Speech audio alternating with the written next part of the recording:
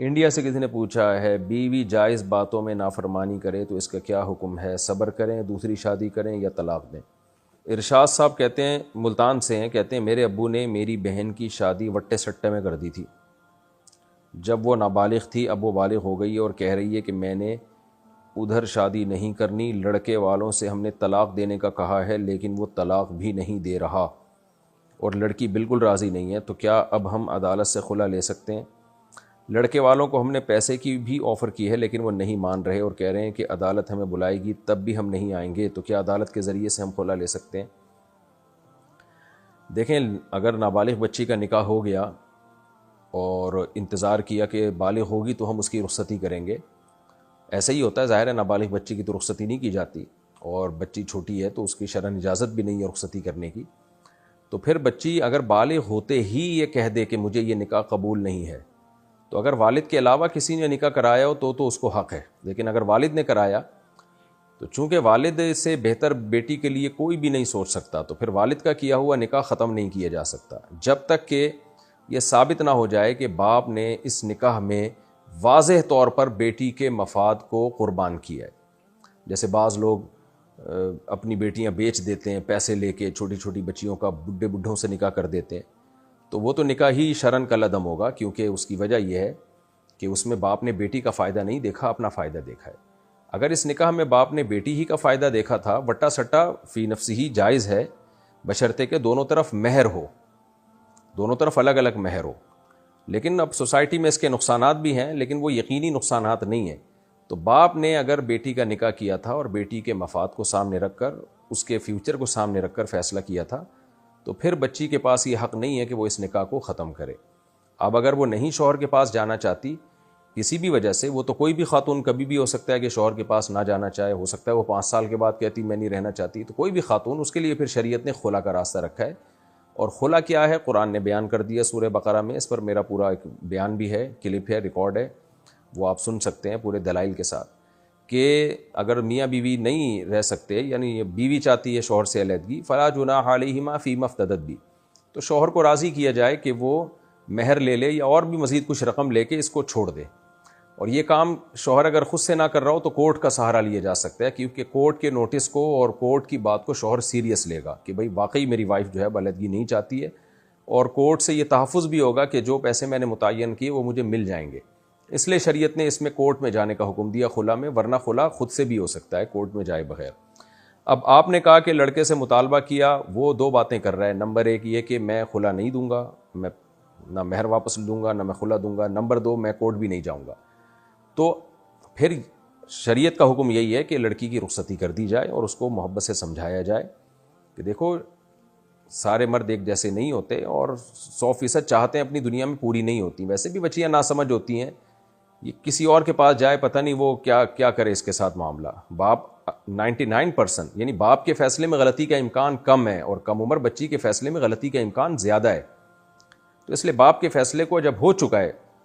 تو اب اس کو مان لینا چاہیے۔ میں باپوں کو ترغیب نہیں دے رہا کہ نابالغ بچی کا نکاح کر دیا کریں، یہ ایک الگ بحث ہے کہ کرنا چاہیے کہ نہیں چاہیے۔ اب ایک کام ہو گیا ہے، ایک تو نہ ہوا ہوتا نا تو پھر تو ہم منع کرتے باپ کو، بھائی کیوں نکاح کر رہے ہو آپ ایک کم عمر بچی کا، لیکن اب ایک کام ہو گیا ہے تو پھر اس میں دیکھا جائے کہ اگر اس لڑکے میں کوئی بڑی خرابی نہیں ہے،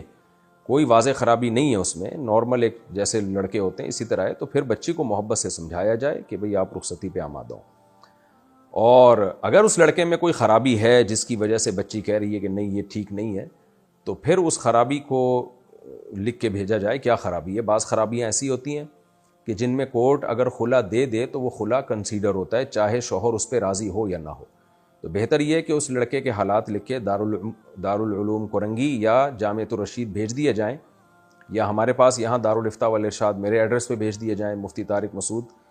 جامع مسجد الفلاحیہ، سیکٹر 10 نارتھ کراچی، اس ایڈریس پہ پوسٹ کر دیں، اور اس میں جو شوہر کے پورے حالات، اس کا فون نمبر، تاکہ ہم اس سے بھی تو پوچھ سکیں نا کہ کراس کویشچن کر کے کہ واقعی جو الزامات تم پہ لگائے جا رہے ہیں تم میں ہیں یا نہیں ہے۔ تو اگر واقعی یہ ثابت ہو جاتا ہے کہ یہ لڑکا صحیح نہیں ہے، لڑکی کے جوڑ کا نہیں ہے، اس کا بیسک نان نفقہ ادا نہیں کر رہا، یا اس کو کچھ ویلڈ ریزنز ہوتی ہیں، تو پھر اس میں ہم طریقہ بتا دیں گے بھئی کس طرح سے کورٹ میں کیس فائل کریں، جس طرح سے کہ اس طرح فائل کرنے سے وہ واقعی شرعی خلا ہو جائے گا۔ لیکن اگر لڑکے میں کوئی خرابی نہیں ہے تو پھر باہر صورت لڑکے ہی سے طلاق لینی پڑے گی، ادروائز کورٹ کا خلا پھر ایسی صورت میں وہ کل عدم شمار ہوگا شرعی طور پر، تو یہ نکاح ختم نہیں ہوگا۔ لیکن والدین کو چاہیے اس طرح نہ کیا کریں۔ نابالغ بچی کا نکاح باپ اگر کر دے ہو تو جاتا ہے، لیکن شریعت میں یہ حوصلہ افزائی والا عمل نہیں ہے۔ سوال پیدا ہوتا ہے جب شریعت میں اس کی حوصلہ افزائی نہیں ہے تو شریعت نے اس کی اجازت کیوں دی؟ اجازت بہت ساری وجوہات کی بیس پہ دی گئی ہے۔ وجہ اس کی ہے کہ اسلام قیامت تک کے لیے آیا ہے، ہر وقت ملکی حالات ایک جیسے نہیں رہتے، بعض دفعہ جنگوں میں شکست ہو جاتی ہے، بعض دفعہ بہت سارے مسائل ہوتے ہیں، بعض دفعہ باپ کو ڈر ہوتا ہے کہ یہ رشتہ میرے ہاتھ سے نکل گیا تو مجھے ایسا رشتہ ملے گا نہیں کبھی بھی، تو اس لیے وہ لڑکی کی بلوغت کا انتظار نہیں کرتا، تو اس لیے وہ نکاح کر دیتا ہے کہ بھئی چلو رخصتی بعد میں کر دیں گے لیکن ابھی اس کے نام تو کر دو لڑکی۔ تو بیسیوں قسم کی جب انسان پریکٹیکل لائف میں آتا ہے تو پتہ چلتا ہے۔ تو جب تک ایسی شدید مجبوری نہ ہو تو نابالغ بچی کا نکاح یہ نہیں کرنا چاہیے، اور یہ شریعت میں اس کی ترغیب نہیں ہے۔ نبی نے بالغ ہونے کے بعد نکاح کی ترغیب دی ہے۔ اور پھر بعض علاقوں میں تو ظلم بھی ہوتا ہے بچیوں کے ساتھ، بوڑھے بوڑھے آدمیوں سے ان کی شادیاں پیسے لے کے کر دی جاتی ہیں، تو ایسا نکاح تو شریعت میں کالعدم ہوگا، منعقد ہی نہیں ہوگا۔ انڈیا سے کسی نے پوچھا ہے بیوی جائز باتوں میں نافرمانی کرے تو اس کا کیا حکم ہے؟ صبر کریں، دوسری شادی کریں یا طلاق دیں؟ جائز باتیں ہوں اور اس کی طاقت سے زیادہ نہ ہوں تو پھر ایسی بات میں بیوی پر شوہر کی اطاعت لازم ہے۔ البتہ اس میں عرف کا بھی دخل ہے کہ کس طرح کی باتوں کا حکم دیا جا رہا ہے۔ مثال کے طور پر اگر زوجہ کا تعلق بہت مالدار گھرانے سے ہے، جہاں کروڑ پتی ارب پتی خاندان سے ہے، جہاں پر گھر کے کام کاج عورتیں کرتی نہیں ہیں، اب رائل فیملی میں اگر کوئی شادی کرے گا تو وہ تھوڑی بادشاہ کی بیٹی گھر میں پوچھا لگائے گی وہ یا برتن دھوئے گی وہ، تو بہت ہی اونچی فیملی میں اگر آپ نے شادی کی ہے